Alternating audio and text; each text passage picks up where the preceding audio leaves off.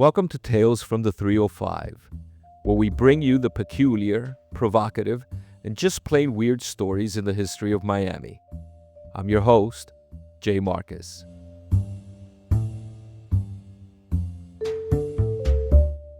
Tonight we're headed to a sleepy beach town just north of the neon and noise of Miami, where pastel homes line quiet streets, palm trees sway like they know something you don't, and the Atlantic sparkles just a little too much for comfort. This is Surfside, and on the morning of March 28, 1966, a young man vanished from here without a trace. It was his 18th birthday, and he had plans to take his girlfriend to school that day. Instead, he was taken from his home by a man with a gun. And then, poof, just like a bad magic trick, he was gone. This is the story of Danny Goldman and the kidnapping that haunted South Florida for nearly 6 decades.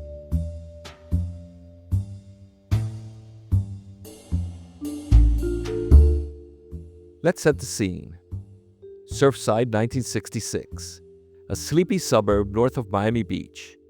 Danny lived in a tidy white house at 19,000 Bay Drive, where the pink morning light slipped in through the jalousie windows, the sound of waves rolled in on the other side of Collins Avenue, and an alarm system quietly hummed behind white stucco walls. Aaron and Sally Goldman were the kind of people who kept their lawn trim, their finances in order, and their circle of friends tight. Or were they?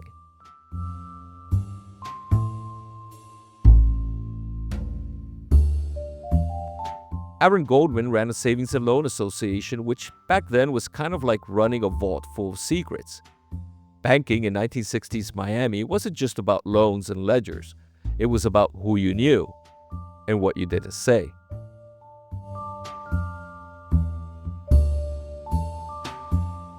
It's 4:30 a.m. The Goldmans are jolted awake as a man breaks in through the sliding glass doors. He's stocky, about 5'8", wearing a cap and glasses. He walks with a limp.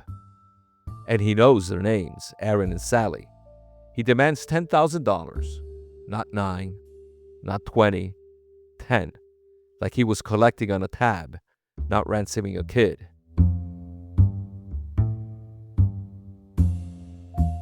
When Aaron tells him there's no money in the house, the man calmly announces that he'll be taking Danny for security. And just like that, Danny is gone.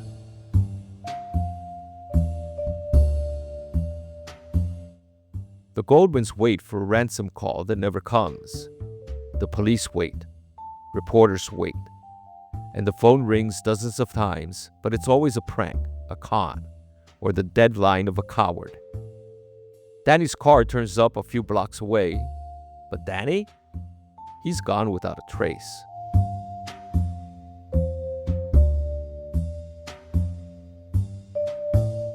The thing is, Surfside was supposed to be safe. But Miami, in 1966, well, that was another story. The city was a sun-drenched noir novel, full of faded mobsters, Cuban exiles, crooked bankers, and silent deals made over cafecito and cigars in backroom bars. If you lived here, you didn't ask too many questions, especially about money. And Aaron Goldman? Well, he knew about money. Too much, maybe.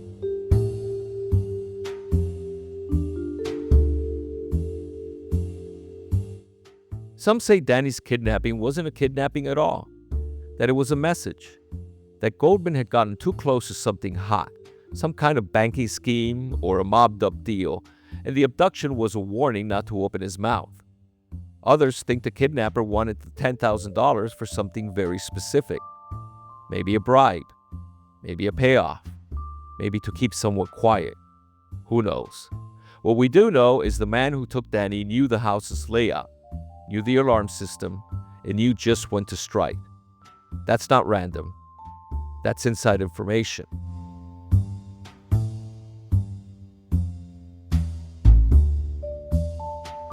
In 1966, the FBI thought it was a serious kidnapping. Local cops? Not so much. Maybe Danny ran away, they said. Maybe it was a misunderstanding, they said. But here's what we do know now. Aaron Goldman was a board member at Miami's Five Points Bank. And just before Danny vanished, Aaron was helping federal investigators look into shady financial dealings there. Loans with no paperwork, money laundering, and names connected to the underworld, including the Tampa mob boss, Santo Traficante, a man whose influence reached from Havana to Hollywood, Florida.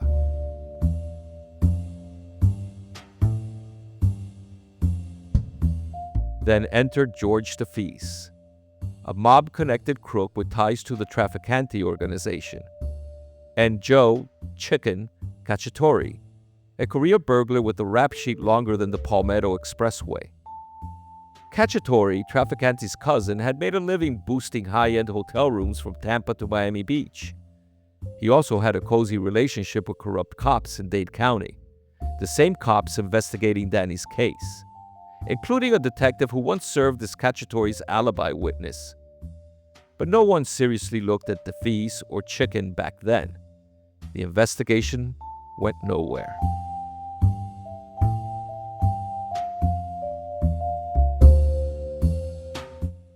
For 6 decades, the story lingered like Miami humidity, thick, uncomfortable, and always just below the surface. Danny's parents died never knowing what had happened to their son. The house was eventually sold, and Surfside, well, Surfside kept being Surfside. Pastel homes, swaying palms, and neighbors who say good morning and mean it.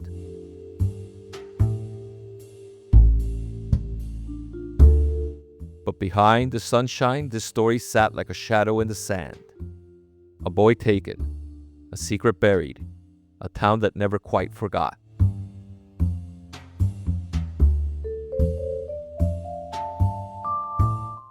Then flash forward more than 50 years. A man named Joe Grobart shows up at the door of his friend Paul Novak, a former mayor of Surfside. Joe's holding a package, documents that once belonged to Sally Goldman, Danny's mother. Inside the package is a carbon copy of an open letter she'd written pleading with the public not to forget her only son. That letter lit a fire. Paul Novak, along with Joe, his brother David Grobart, and a small group of childhood friends, formed a crew they called the Posse. They dug through thousands of pages of files, filed FOIA requests, tracked down witnesses, and started piecing together the parts the original investigators either missed or ignored.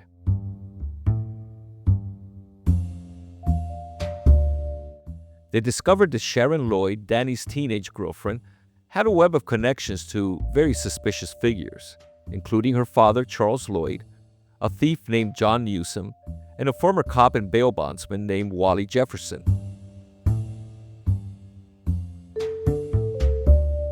Rumors swirled that Danny had been killed after recognizing his captor, that Jefferson, who owned the boat, dumped his body in the Gulf Stream. Newsom confirmed as much before his death, and multiple informants pointed to one name that kept popping up: Chicken Cacciatore. But the most explosive find? A rubber glove fragment recovered from the Goldman home in 1966.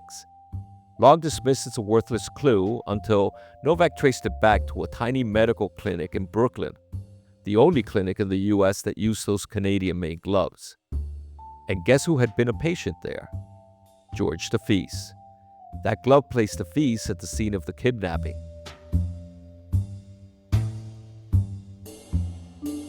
Working closely with Miami-Dade cold case detectives, the posse laid out the entire picture. DeFeese and Cacciatore were the kidnappers. Aaron Goldman's cooperation with federal investigators had made him a target. And Danny? Well, he was just collateral damage.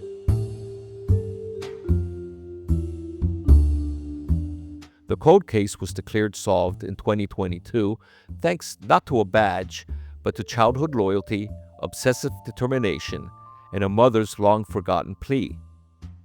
We may never recover Danny's remains, but we know what happened now. We know who took him. And that means something.